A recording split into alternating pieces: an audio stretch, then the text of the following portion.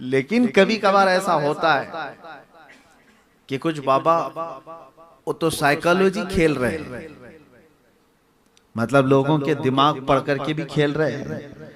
तो यहाँ पर तो बेचारे कुछ हमारे चले गए, लेकिन कुछ ऐसे हैं बहुत ढीठ है, इससे भी आगे करके दिखाते हैं, कुछ और बड़ी चीजें भी करके दिखाते हैं। हाथ रगड़ करके सिक्का निकाल दिया, अरे बाबा बहुत पहुंचे हुए। एक अब्दुल हक मुहद्दिस दहलवी रहमतुल्लाह अलैह इतने पाए के बुजुर्ग हैं, मदीने तैयबा के। आप वहां से हिंदुस्तान आए थे, हुजूर के हुक्म पर आए थे। हुजूर पाक सल्लल्लाहु अलैहि वसल्लम की ख्वाब में जियारत करते थे और मदीने में रहते थे। अल्लाह के नबी सल्लल्लाहु अलैहि वसल्लम का हुक्म हुआ था कि तुम जाओ हिंद में मेरी हदीसों को फैलाओ।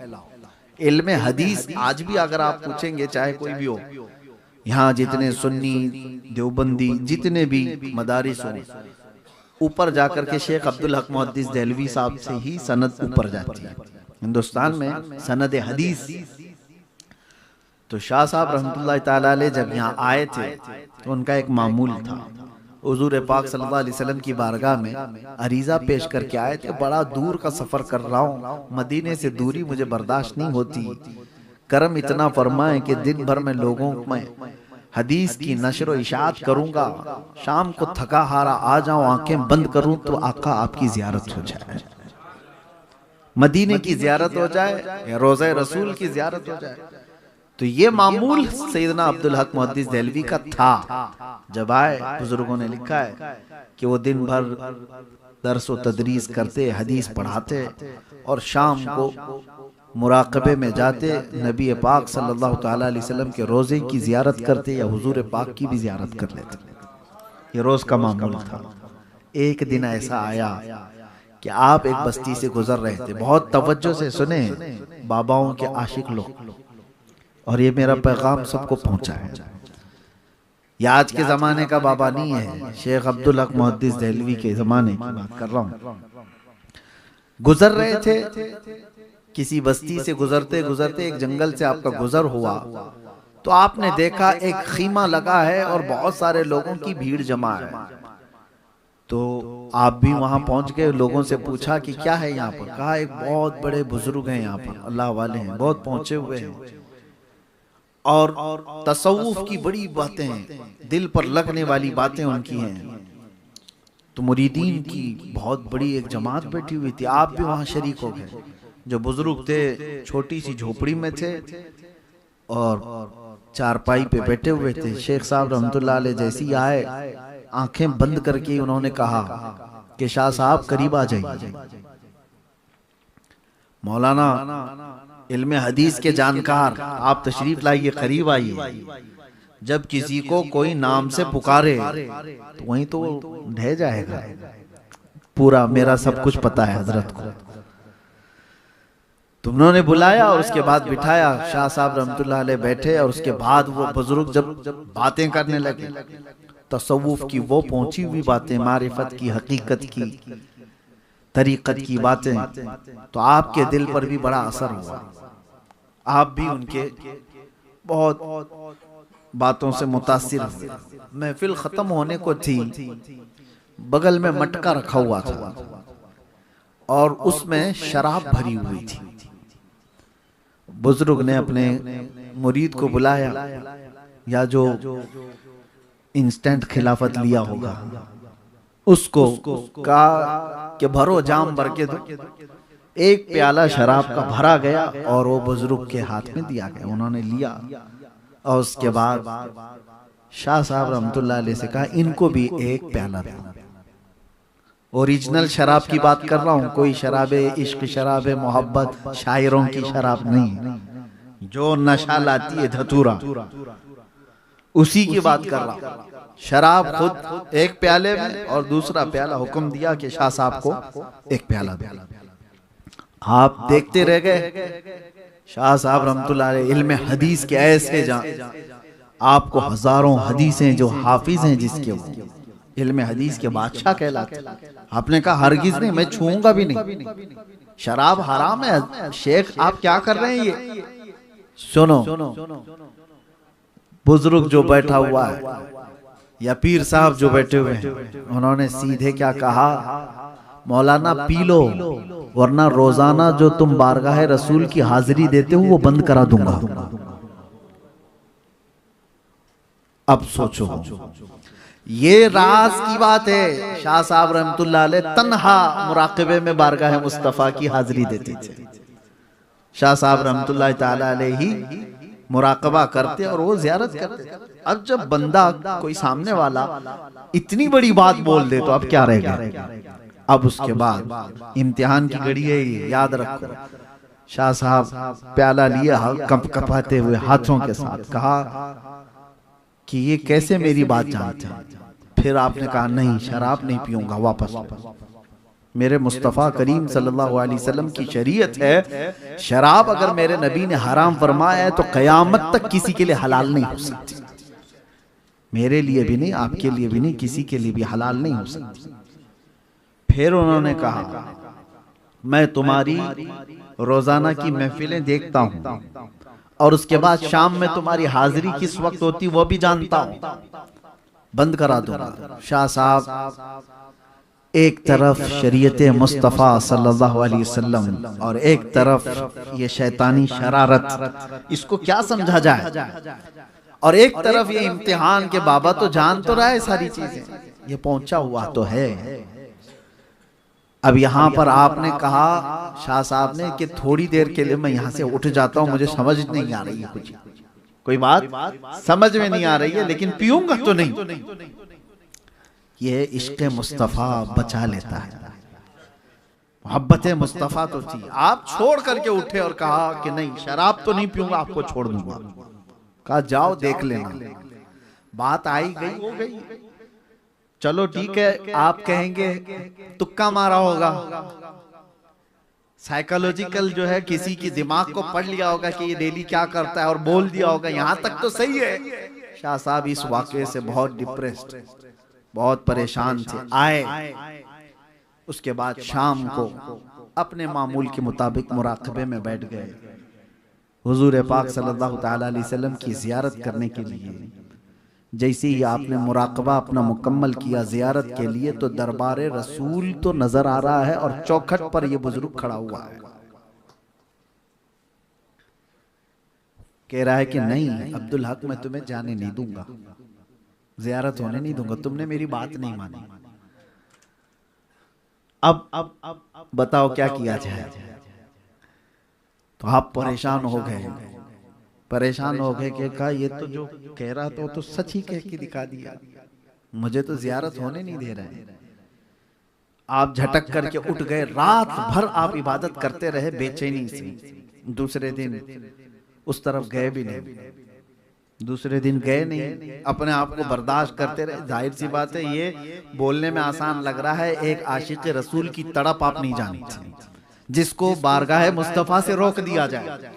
मियाँ आज हमको अगर कोई सिर्फ सफर में वहां रोक दे तो ऊपर नीचे हो जाते हैं, और वो ऐसे फना फिर रसूल जिनकी जिंदगी मुस्तफा के कदमों में है और वो रोजाना बारगाह मुस्तफा की हाजिरी देते हो, उनको अगर कोई रोक दे तो उनका क्या हाल होता है, बिस्मिल की तरह तड़पते हैं। फिर दूसरा दिन आया, रात को मुराकबे में बैठे, सेम वही पोजीशन कल वाली। आज भी वो शख्स खड़ा आंखों के सामने इनके नजर आता है और कहता है अब्दुल हक, मैं तुम्हें हाजिरी देने नहीं दूंगा। दूसरा दिन इसी तरह गुजर गया। इस सिचुएशन को आप समझो कि दिल हो सकता है कभी माइल कर ले, जाके सुलह मुसालहत कर लेते हैं। इतनी बड़ी नेमत तो छूट रही है, इतनी बड़ी दौलत जो मेरे साथ रोजाना की थी वो छूट रही है, बात तो कर ले, उससे क्या मसला है। हो सकता है वो कोई ओरिजिनल शराब नहीं पिला रहा हो सकता है कोई और शराब पिला रहा हो, लेकिन शेख साहब कहते हैं बदबू तो वही धतूरे की है, ये नशा लाने वाली शराब की बात कर रहा है। कैसे हो सकता है ऐसे, बहुत अपोजिट चीज है। तीसरा दिन आया, तीसरी रात आई तो बेकरारी इतनी बढ़ गई, आपको मैं बता रहा हूं। आज आपने मुराकबा नहीं किया, आज हिम्मत नहीं हो रही थी, मुराकाबा नहीं किया। अब जो ओरिजिनल चीज आशिक रसूल की होती है वो आपने इस्तेमाल किया। क्या है? सबसे बड़ी चीज जो आशिक रसूल के पास होती है उसकी वो सिसकियां जो हुजूर को पहुंचाती हैं। बेइख्तियार रो पड़े। बारगाह मुस्तफ़ा में कहा, इस मंजर से, इस हाल से मुझे या रसूल अल्लाह आपके सिवा कोई नहीं निकालेगा। मुझे बता दो या तो मैं गलत हूं, आपकी शरीयत का पास और लिहाज करने के लिए मैं खड़ा हूं, आपकी हदीसों की हिफाजत करने के लिए मैं सब छोड़ कर के आया हूं। आका, अगर मैं गलत हूं तो मुझे मार दिया जाए, मगर इस तड़प को और लंबी ना कीजिए, इस बेकरारी को और लंबी ना की जाए। अगर मुझसे कोई खता हुई है, ये जब दिल दर्द से रोता है तो बुजुर्गों ने फरमाया, मोहम्मद को हम बेकरारों में ढूंढो, मोहम्मद को गम गुसारों में ढूंढो सल्लल्लाहु अलैहि वसल्लम। अचानक आपकी आंखें बंद हुई, बारगाह मुस्तफ़ा सल्लल्लाहु ताला अलैहि वसल्लम की हाजिरी नसीब हुई। सिर्फ इतनी ही नहीं, रोज़े रसूल से तेज आवाज आती है, उखरुज या कल्ब, ऐ कुत्ते हमारे दरबार से निकल जाओ। ये ऐसी आवाज आई, दरवाजे पर खड़ा हुआ जो शख्स था छट गया, कहीं कोई नजर नहीं आता है। और आफताब रिसालत अपने पूरे आबो ताब के साथ अब्दुल हक मुहद्दिस देहलवी की आंखों के सामने।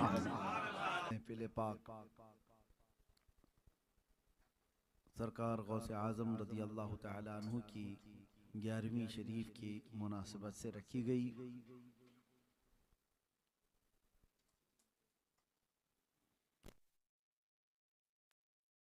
हम सबको अता फरमाए। सबसे पहले ये बात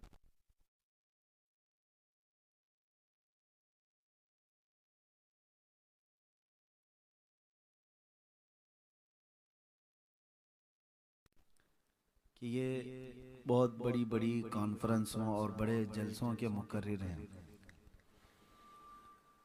और शायद कैमरे वाले बता दें तो पता चलेगा कि यहाँ कितनी बड़ी कॉन्फ्रेंस चल रही है, यहाँ कितना बड़ा जलसा चल रहा है। असल मसला बड़े जलसे, बड़े कॉन्फ्रेंस, बड़े मैदानों में खिताब करने का नहीं है। असल मसला नामूस रिसालत पे बयान करने का है। वो चाहे 4 लोग हों या 4 लाख लोग हों, हम बात सब जगह वही करते हैं। हमारे लिए तादाद मैटर नहीं करती। अगर वही मसला होता तो कभी हम एक कोहे तूर पे चढ़ के नहीं आते। तकरीबन इतनी ऊंची सीढ़ियां चढ़कर और एक छोटी सी महफिल के लिए हमने कभी ऐसा स्टेटस नहीं बनाया है जहां हुजूर पाक सल्लल्लाहु ताला अलैहि वसल्लम की बात होती है, जहां अल्लाह ताला के महबूबों का जिक्र होता है। वो जिस इलाके में हो पहुंचने की हमारी अगर ताकत है तो हम उसमें हाजिर हो जाते हैं। स्टेटस देखना ये जरूरी नहीं होता। और दूसरी बात ये भी मैं आपको बता दूं, कभी कभार लाखों की तादाद में जमा हुए जलसे वो काम नहीं करते जो 4 लोगों की महफिल में बात हो जाती वो काम कर जाते। तो तादाद कभी मैटर करती नहीं। आपको मालूम होगा, आज से तकरीबन 3 साल पहले हमने एक जो मुबाहले का चैलेंज किया था, वो कोई बहुत बड़ी कॉन्फ्रेंस और बहुत बड़े जलसे में नहीं हुआ था। वो मस्जिद की एक छोटी सी महफिल थी जिसमें 40 से 50 लोग बैठे होंगे। लेकिन जो बात निकली, जहां पर निशाना लगाया गया था, सीधे जाकर कुत्ते पर निशाना लगी रहा। और कभी हमने नहीं देखा कि बड़ी कॉन्फ्रेंस होगी तो बोलेंगे बात वायरल होगी, ऐसा नहीं है। ये अल्लाह रब्बुल इज़्ज़त की शान है, वो जिस बात को जैसा चाहे वो अल्लाह तबारक तआला कायनात में फैला देता है। वो कादिर मुतलक है। तो हमें सिर्फ हुक्म किस चीज का है, वमा अलैना इल्लल बलागुल मुबीन। आप ये मत समझेंगे तकरीर खत्म कर दिया। ये कुरान की आयत है, सूरह यासीन शरीफ में, जिसका मतलब आप समझो।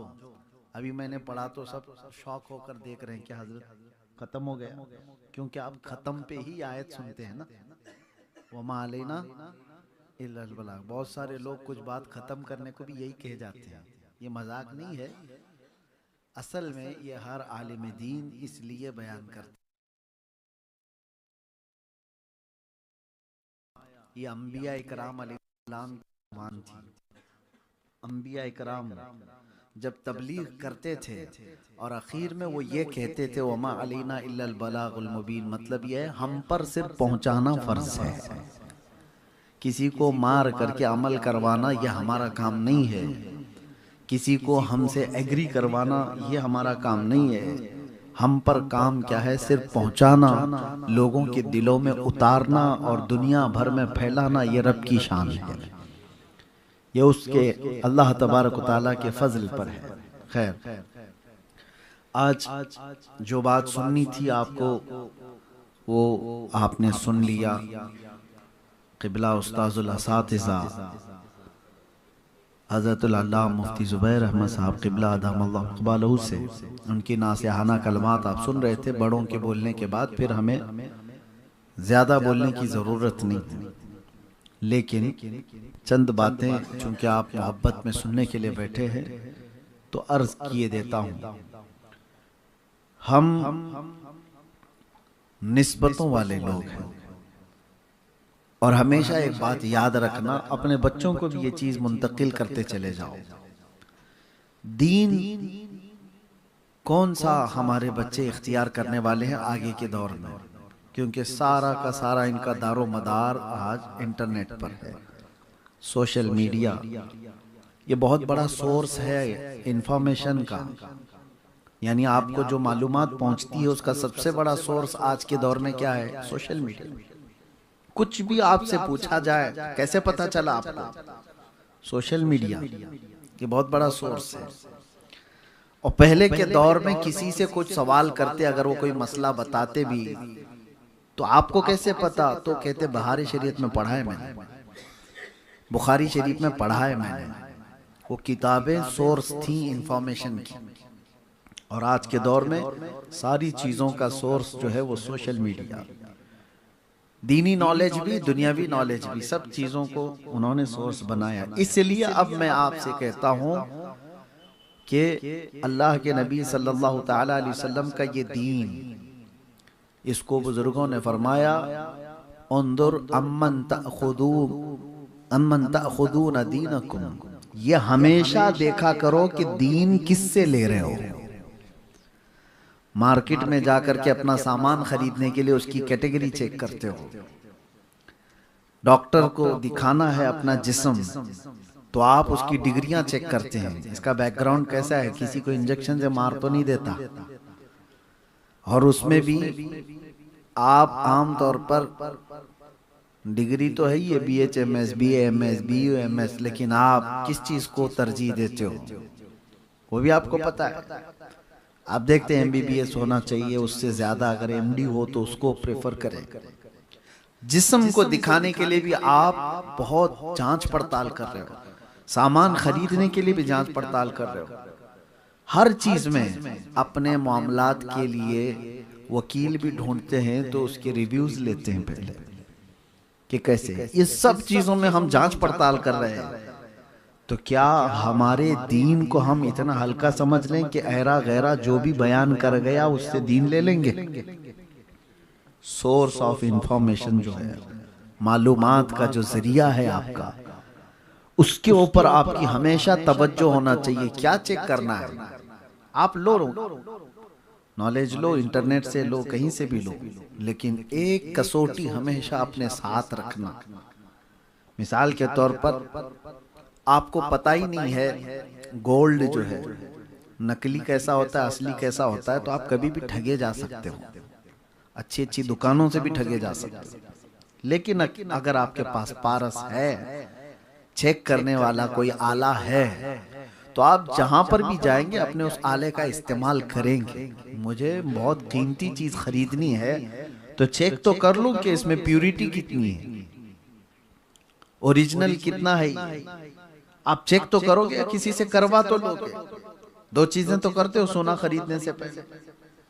इसलिए एक पारस आपके पास होना चाहिए, एक कसौटी आपके पास होना चाहिए कि दीन जो हासिल कर रहे हो, एक बहुत बड़ी दौलत आप हासिल कर रहे हो और सोर्स आपको लेना है, तो इस कसौटी के जरिए से परख करके देखना। कभी ये मत देखना कि इसका जुब्बा कैसा है, इसकी टोपी कैसी है, इसकी दाढ़ी कैसी है, इसके पास डिग्रियां कौन सी हैं, ये इंजीनियर है कि डॉक्टर है कि प्रोफेसर है, कौन से मदरसे का फारिग है। ये सब चीजें बाद में मैटर करती हैं। सबसे पहले ये देखना इश्क रसूल कितना है,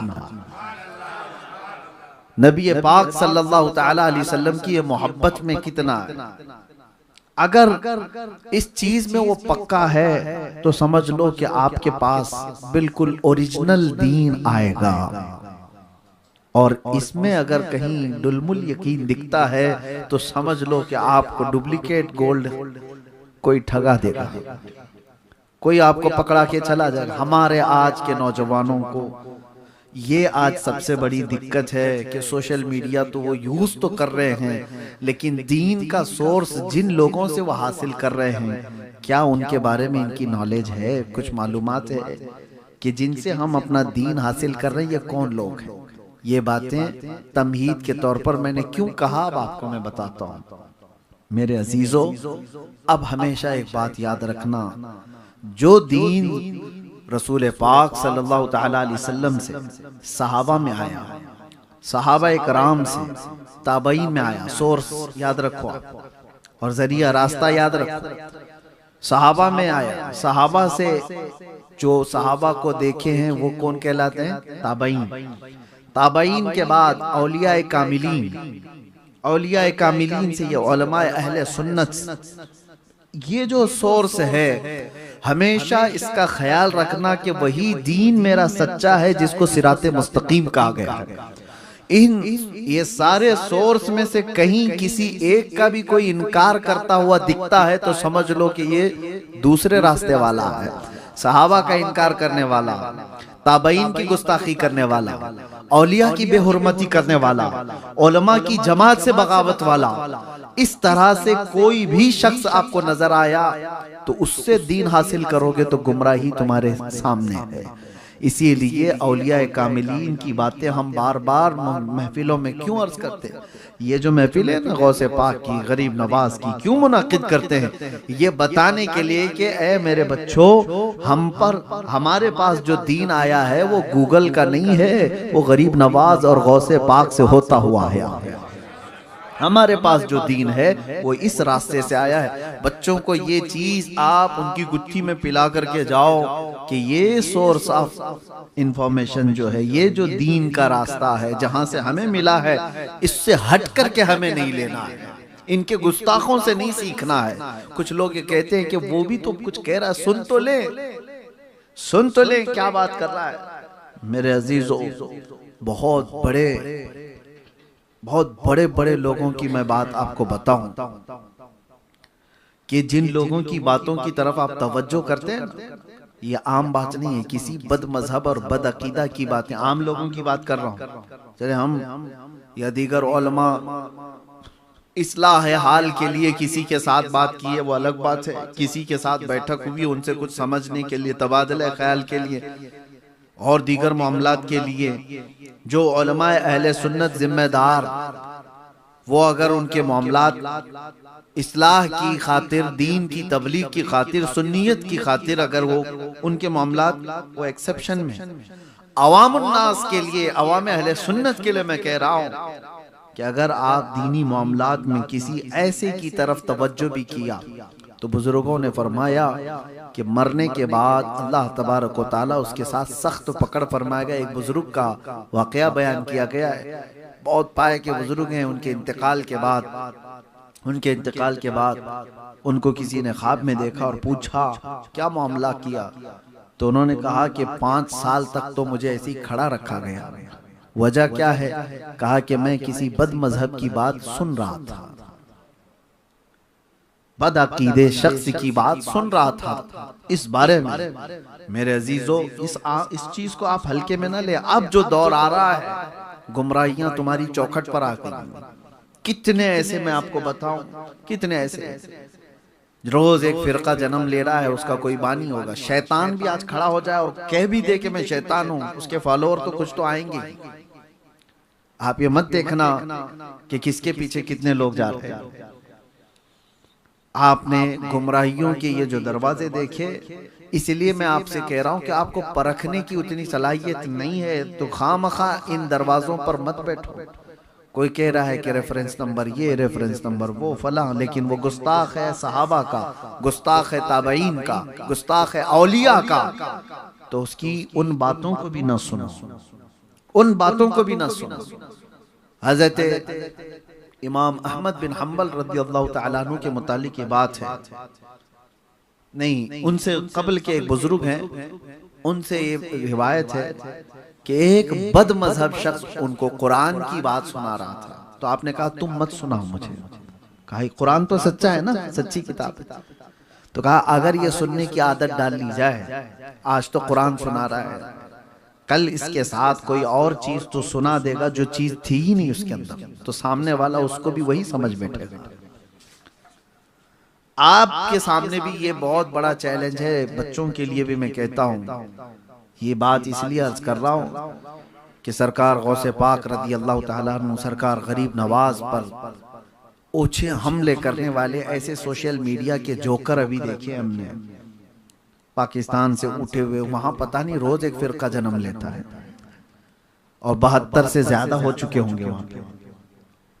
मैं इसीलिए कह रहा हूं कि इन तमाम चीजों को आप, सोशल मीडिया में कोई हद नहीं, कोई पाबंदी नहीं है कि क्या आपके सामने आ जाता है, लेकिन अपने आप को कंट्रोल इतना तो रखो कि मेरा रास्ता वही है जो इमाम अहले सुन्नत फाजिल बरेलवी ने बताया, सरकार गरीब नवाज ने बताया, गौसे पाक ने बताया, इमाम आजम अबू हनीफा, चारों अइम्मा इकराम ने बताया। वो कहां से लेकर के बताया? ताबईन और सहाबा का रास्ता बताया। यही सोर्स के जरिए से कायम रहोगे तो गुमराही से बचे रहोगे। अब औलिया इकराम की बात मैं मुख्तसर सी ये कह देता हूं कि क्यों जरूरी है, क्योंकि ये अल्लाह तबारक व तआला का हुक्म है कुरान पाक में, या अय्युहल्लज़ीना आमनुत्तकुल्लाह व कूनू मअस सादिकीन, ऐ ईमान वालो अल्लाह से डरो और सच्चे बंदों के साथ रहो। कौन है वो सच्चे लोग? कौन है वो सच्चे लोग? इसको कुरान ही गवाही देता है कि सच्चे और तकवा वाले वही हैं जो अल्लाह के वली हैं। अल्लाह का वली कौन है? जिसके पास तकवा है, और मुत्तकी ही अल्लाह का वली है। ये दोनों लाजिम मलजूम है। और मुत्तकी कौन है, तकवा वाला कौन है? उसकी दो चीजें मैं आपको बताऊं। तकवा दर हकीकत अल्लाह के खौफ को कहते हैं, अल्लाह का डर, अल्लाह की खशियत जिसके सीने में है। लेकिन वो तकवा उसको ऐसा पाबंद बना देता है, ऐसा पाबंद बना देता है कि वो शरीयत मुस्तफ़ा सल्लल्लाहु ताला अलैहि वसल्लम के दायरे से एक बाल बराबर भी आगे नहीं बढ़ता। मुत्तकी वो होता है। कुछ लोगों को ऐसा लगता है कि बड़े परहेजगार हैं। कौन? खाना छोड़ देने वाला, पानी छोड़ देने वाला, लंबे लंबे चिल्ले करने वाला। लोग ये कहते दुनिया छोड़ दिया इन्होंने, ये बहुत परहेजगार है। मेरे अजीजों, ये चीज तो सन्यासी भी कर लेते हैं। खाना छोड़ देना, रोटी छोड़ देना, ये बहुत सारी चीजें छोड़ देना, कपड़े पहनना भी छोड़ देते हैं, तो वो तो सन्यासी भी कर लेते हैं। तो सन्यास का नाम तकवा नहीं है। सिर्फ और सिर्फ ये चीजें छोड़ने का नाम तकवा नहीं है।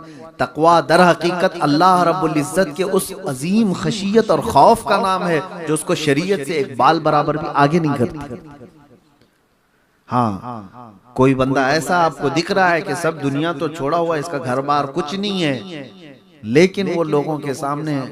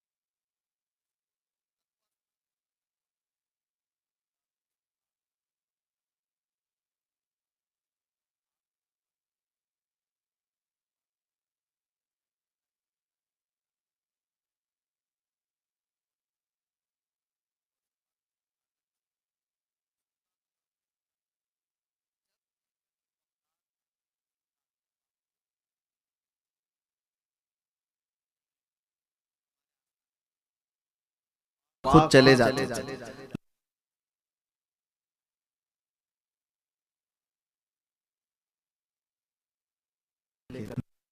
उस बुजुर्ग सरकार गौसे पाक जब चल करके गए, दरियाए दजला के किनारे जो रेत पड़ी हुई थी वहां पर पहुंचे तो लोग वहां तो बहुत सारे थे। गौसे पाक ने पूछा वो अल्लाह वाले कहाँ हैं? कहा अभी चले गए। 3 दिन से मुसलसल यहीं पर इबादत कर रहे थे, लेकिन अभी थोड़े वक्त हुआ वो यहाँ से कूच कर गए, सफर पे चले गए। आपने कहा मुझे बड़ा अफसोस है कि मैं मिल नहीं पाया। उसके बाद गौसे पाक ने पूछा कि वो इबादत कहाँ करते थे? तो लोगों ने बताया ये रेत पर। तो आप जा करके देखते हैं तो रेत पर हाथ के पैरों के निशान थे जो सजदे करते थे। सजदे में हो जाते हों तो हाथों के निशान भी थे, पैरों के निशान भी थे। आपने गौर से देखा और उसके बाद कहा वो झूठा शख्स है, वो अल्लाह का वली नहीं है जिसको तुम समझ बैठे थे। लोगों ने कहा आपने तो उन्हें देखा भी नहीं, आप कैसे कह रहे हो? तो आपने फरमाया अल्लाह का वली वो होता है जो मेरे नबी पाक की हर सुन्नत पर अमल करता है, सुन्नत मुस्तफ़ा को वो तर्क नहीं करता। तो कहा आपने क्या देखा? कहा देखो जिसको तुम बुजुर्ग समझ बैठे थे, ये देख रहे हो रेत पर उसके उंगलियों के निशान है सजदे के। कहा ये 10 उंगलियां खुली हुई दिख रही हैं? कहा हाँ दिख तो रही है। कहा मेरे नबी की सुन्नत थी जब हुजूर सजदे में जाते तो उंगलियां जमी हुई होती थी, मिली हुई होती थी। तो कहते हैं वो एक सुन्नत को छोड़ने वाला मैं उसको वली नहीं समझता। यहाँ तो 5-5 अंगूठियां पहनने वाले, छल्ले वाले, लठ वाले, पता नहीं क्या क्या वाले, सबको लोग समझ बैठे हैं कि बहुत पहुंचे हुए। और एक बात मैं बता दूं, ऐसे वाले अगर कुछ करके भी दिखा दें तब भी आप मत धोखे में जाना।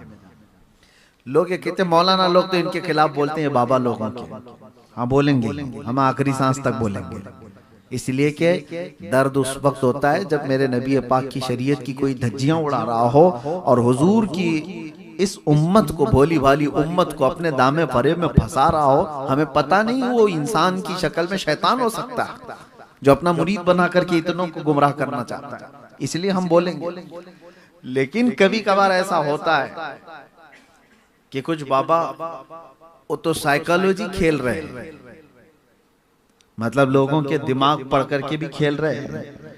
तो यहाँ पर तो बेचारे कुछ हमारे चले गए, लेकिन कुछ ऐसे हैं बहुत ढीठ हैं, इससे भी आगे करके दिखाते हैं, कुछ और बड़ी चीजें भी करके दिखाते हैं। हाथ रगड़ करके सिक्का निकाल दिया, अरे बाबा बहुत पहुंचे हो। बहुत कुछ करके दिखाने वाले लोग भी आपको अगर टकराव हो जाए तब भी मत समझना, कसौटी याद रखना, कसौटी याद रखना। और वो अगर कोई करामत ना भी दिखाए तो वो बादशाह है, अगर हुजूर का इश्क उसके पास कोई करामत ना दिखाए वो बादशाह है हमारे दिलों का। इससे बड़ी चीज मैं आपको बताऊं, शेख अब्दुल हक मुहद्दिस दहलवी रहमतुल्लाह अलैह इतने पाए के बुजुर्ग हैं, मदीने तैयबा के। आप वहां से हिंदुस्तान आए थे, हुजूर के हुक्म पर आए थे। हुजूर पाक सल्लल्लाहु अलैहि वसल्लम की ख्वाब में ज़ियारत करते थे और मदीने में रहते थे। अल्लाह के नबी सल्लल्लाहु अलैहि वसल्लम का हुक्म हुआ था कि तुम जाओ हिंद में मेरी हदीसों को फैलाओ। इल्म हदीस आज भी अगर आप पूछेंगे, चाहे कोई भी हो, यहाँ जितने सुन्नी देवबंदी जितने भी मदारिस हो, ऊपर जाकर के शेख अब्दुल हक मुहद्दिस दहलवी साहब से ही सनद ऊपर जाती है हिंदुस्तान में, सनद हदीस। तो शाह साहब रहमतुल्लाह ताला अलैह जब यहाँ आए थे तो उनका एक मामूल था, हुजूर पाक सल्लल्लाहु अलैहि वसल्लम की बारगाह में अरीजा पेश करके आए थे, बड़ा दूर का सफर कर रहा हूँ, मदीने से दूरी मुझे बर्दाश्त नहीं होती, करम इतना फरमाए कि दिन भर में लोगों में हदीस की नशर व इशाअत करूंगा, शाम को थका हारा आ जाऊं, आंखें बंद करूं तो आका आपकी जियारत हो जाए, मदीने की जियारत हो जाए या रोज़ा रसूल की जियारत हो जाए। तो ये मामूल सैयदना अब्दुल हक मुहद्दिस दहलवी का था। जब आए, बुजुर्गों ने लिखा है कि वो दिन भर दर्स व तदरीस करते, हदीस पढ़ाते और शाम को मुराकबे में जाते, नबी पाक सल्लल्लाहु ताला अलैहि वसल्लम के रोज़े की जियारत करते या हुजूर पाक की भी जियारत कर लेते। ये रोज का मामूल था। एक दिन ऐसा आया कि आप एक बस्ती से गुजर रहे थे, बहुत तवज्जो से सुने बाबाओं के आशिक लोग, और ये मेरा पैगाम सबको पहुंचा है। ये आज के जमाने का बाबा नहीं है, शेख अब्दुल हक मुहद्दिस देहलवी के जमाने की बात कर रहा हूं। गुजर रहे थे किसी बस्ती से, गुजरते गुजरते एक जंगल से आपका गुजर हुआ, तो आपने देखा एक खीमा लगा है और बहुत सारे लोगों की भीड़ जमा है। तो आप भी वहां पहुंच गए, लोगों से पूछा कि क्या है यहाँ पर। कहा एक बहुत बड़े बुजुर्ग हैं यहाँ पर, अल्लाह वाले हैं, बहुत पहुंचे हुए हैं, और तसव्वुफ की बड़ी बातें हैं, दिल पर लगने वाली बातें उनकी हैं। तो मुरीदीन की बहुत बड़ी एक जमात बैठी हुई थी, आप भी वहां शरीक हो गए। जो बुजुर्ग थे छोटी सी झोपड़ी में थे और चारपाई पे बैठे हुए थे। शेख साहब रहमतुल्लाह अलैह जैसी आए, आंखें बंद करके उन्होंने कहा कि शाह साहब करीब आ जाइए। मौलाना इल्मे हदीस के जानकार, आप तशरीफ लाइए, करीब आइए। जब किसी को कोई नाम से पुकारे तो वहीं तो ढह जाएगा, पूरा मेरा सब कुछ पता है हजरत को। तुमने बुलाया और उसके बाद बिठाया, शाह साहब रहमतुल्लाह अलैह बैठे, और उसके बाद वो बुजुर्ग जब बातें करने लगे, तसव्वुफ की वो पहुंची हुई बातें, मारिफत की, हकीकत की, तरीकत की बातें, तो आपके दिल पर भी बड़ा असर हुआ। आप भी उनके बहुत बातों से मुतासिर हुए। महफिल खत्म होने को थी, बगल में मटका रखा हुआ था और उसमें शराब भरी हुई थी। बुजुर्ग ने अपने मुरीद को बुलाया, या जो इंस्टेंट खिलाफत लिया होगा उसको, कहा कि भरो जाम भर के दो। एक प्याला शराब का भरा गया और वो बुजुर्ग के हाथ में दिया गया, उन्होंने लिया। और उसके बाद शाह साहब रहमतुल्लाह अलैह से कहा इनको भी एक प्याला दो। ओरिजिनल शराब की बात कर रहा हूँ, कोई शराबे इश्क, शराबे मोहब्बत, शायरों की शराब नहीं, जो नशा लाती है धतूरा, उसी की बात कर रहा हूँ। शराब खुद एक प्याले में और दूसरा प्याला हुक्म दिया कि शाह साहब को एक प्याला दो। आप देखते रह गए।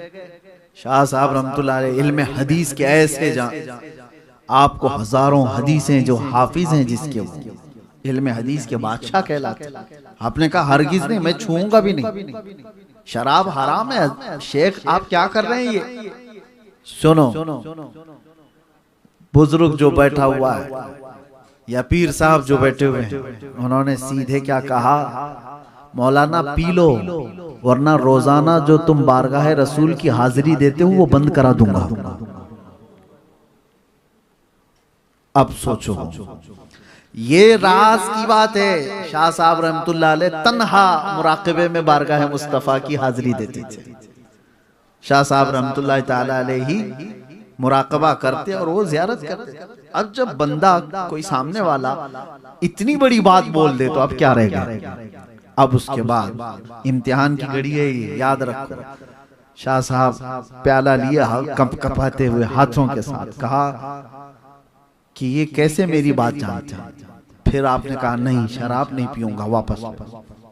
मेरे मुस्तफ़ा करीम सल्लल्लाहु अलैहि वसल्लम की शरीयत है, शराब अगर मेरे नबी ने हराम फरमाया है तो कयामत तक किसी के लिए हलाल नहीं हो सकती। मेरे लिए भी नहीं, आपके लिए भी नहीं, किसी के लिए भी हलाल नहीं हो सकती। फिर उन्होंने कहा मैं तुम्हारी रोजाना की महफिलें देखता हूं और उसके बाद शाम में तुम्हारी हाजिरी किस वक्त होती वो भी जानता हूं, बंद करा दूंगा। शाह साहब एक तरफ शरीयत मुस्तफ़ा सल्लल्लाहु अलैहि वसल्लम और एक तरफ ये शैतानी शरारत, इसको क्या समझा जाए, और एक तरफ ये इम्तिहान के बाबा तो जान तो रहा है सारी चीजें, ये पहुंचा हुआ तो है। अब यहाँ पर आपने कहा शाह साहब ने कि थोड़ी देर के लिए मैं यहाँ से उठ जाता हूँ, मुझे समझ नहीं आ रही है, कुछ कोई बात समझ में नहीं आ रही है, लेकिन पीऊंगा तो नहीं। ये इश्क मुस्तफ़ा बचा लेता है, मोहब्बत मुस्तफ़ा तो थी। आप छोड़ करके उठे और कहा कि नहीं शराब तो नहीं पीऊंगा, आपको छोड़ दूंगा। कहा जाओ देख लेना। बात आई गई हो गई। चलो ठीक है, आप कहेंगे तुक्का मारा होगा, साइकोलॉजिकल जो है किसी की दिमाग को पढ़ लिया होगा कि ये डेली क्या करता है और बोल दिया होगा, यहां तक तो सही है। शाह साहब इस वाकये से बहुत डिप्रेस्ड, बहुत परेशान थे। आए उसके बाद शाम को अपने मामूल के मुताबिक मुराकबे में बैठ गए, हुजूर पाक सल्लल्लाहु तआला अलैहि वसल्लम की जियारत करने के लिए। जैसे ही आपने मुराकबा अपना मुकम्मल किया जियारत के लिए, तो दरबारे रसूल तो नजर आ रहा है और चौखट पर यह बुजुर्ग खड़ा हुआ है। कह रहा है कि नहीं अब्दुल हक, मैं तुम्हें जाने नहीं दूंगा, जियारत होने नहीं दूंगा, तुमने मेरी बात नहीं मानी। अब बताओ क्या किया जाए। तो आप परेशान हो गए, परेशान हो गए कि कहा ये तो जो कह रहा था तो सच ही कह के दिखा दिया, मुझे तो जियारत होने नहीं दे रहे। आप झटक करके उठ गए, रात भर आप इबादत करते रहे बेचैनी से।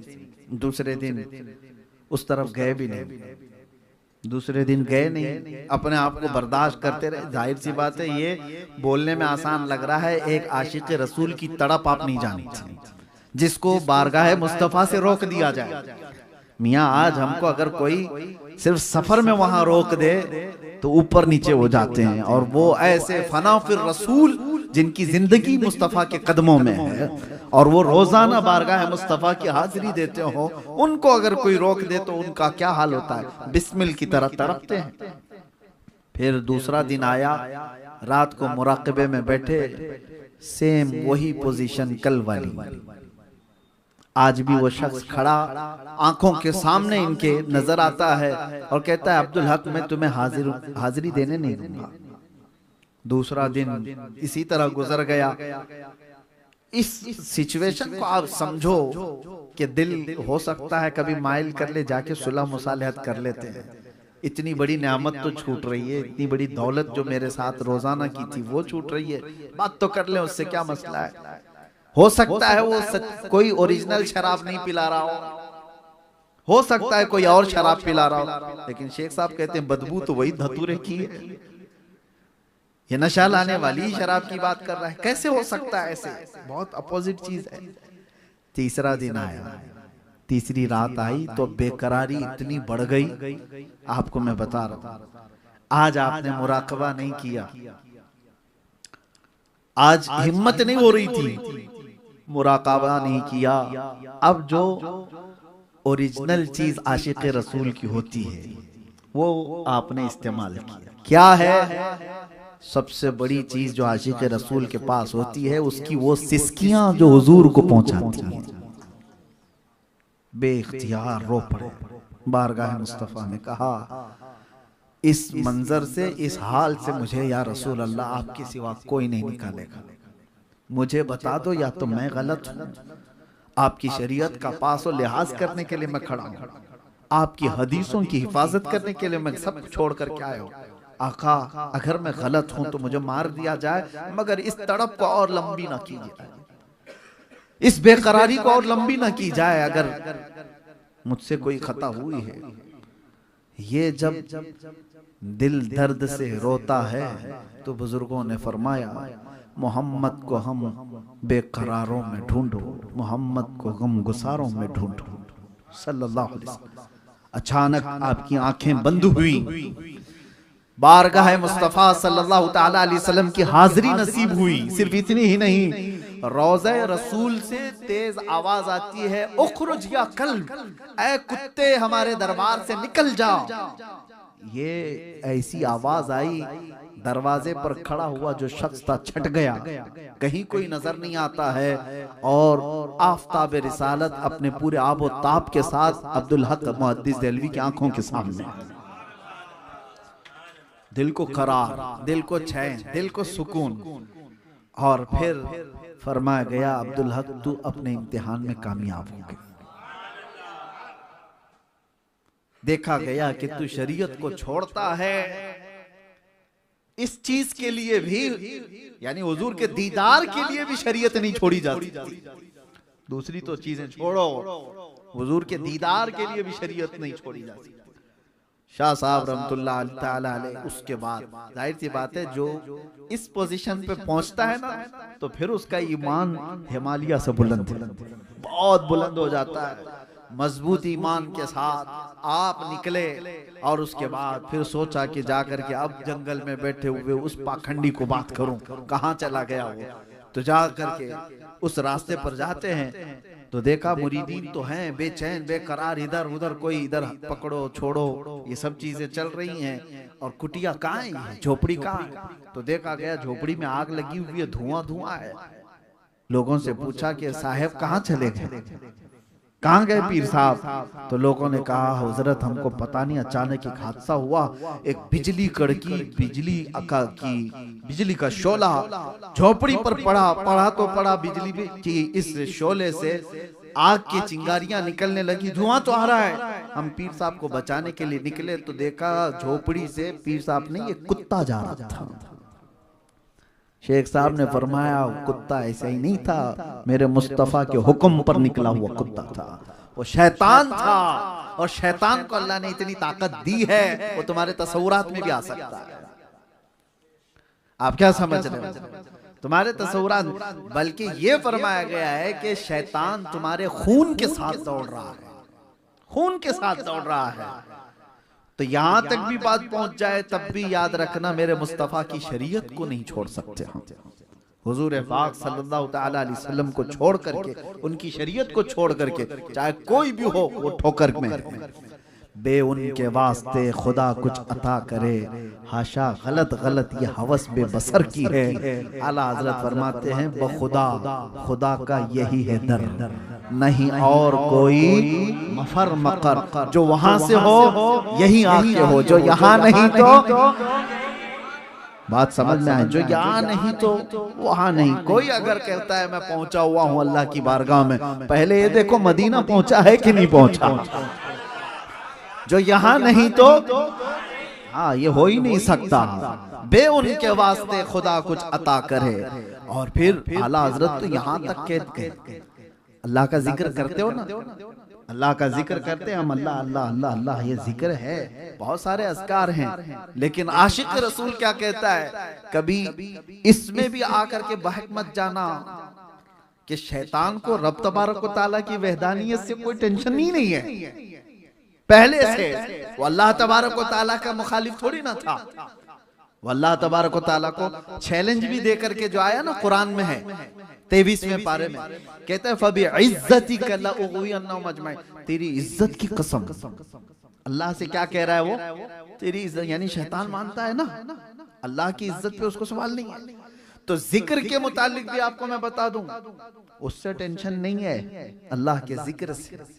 आला हजरत यही कहते हैं जिक्र खुदा जो उनसे जुदा चाहो नजदियो, जिक्र खुदा जो उनसे जुदा चाहो नजदियो, यानी हुजूर को छोड़ करके अगर तुम कहते हो कि खुदा का जिक्र है, ये कहते हैं वल्लाह जिक्र हक नहीं कुंजी सकर की है, ये जिक्र हक नहीं है, जहन्नम की चाबी है।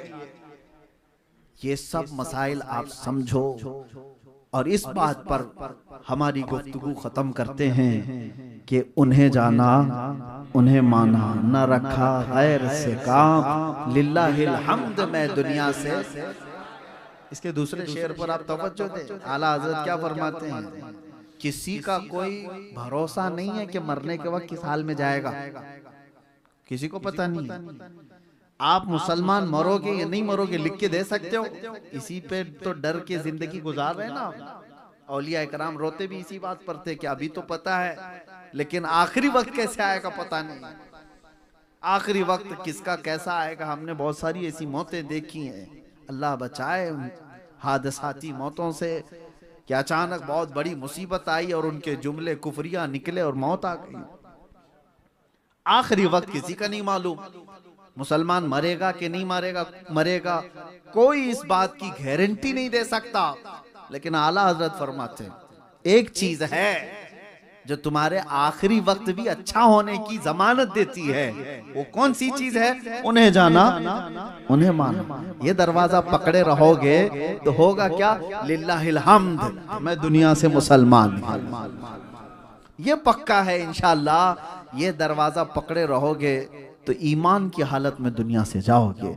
अल्लाह तबारक व तआला उसी रास्ते पर हम सबको गामजन रखे।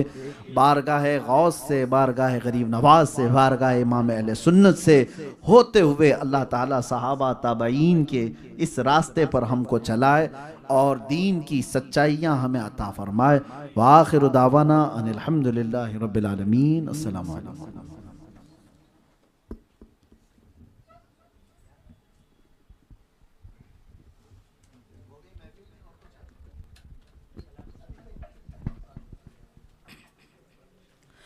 मुस्तफा जाने